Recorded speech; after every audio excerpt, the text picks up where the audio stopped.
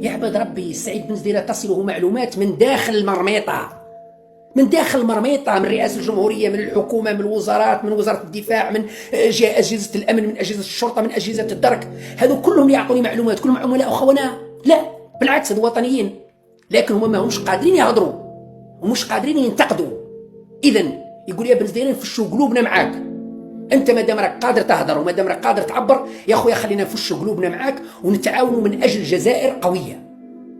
لكن لو تعطوا حريه لواحد كيما هذا الدكتور جابي، خلوه يتكلم ينتقد، خلوا سعد بوعقبه والدكتور جابي وعابد شارف وفلان وفلان وفلان وفلان وفلان، هذول الاساتذه والدكاتره، خلوا يتكلموا، خلوا يتكلموا يا ناس، خلوا يتكلموا، خلوا يعبروا، خلوا يصححوا لكم اخطائكم، لانكم في وضع غير صحيح، لأنكم راكم ماشيين في طريق عوجة.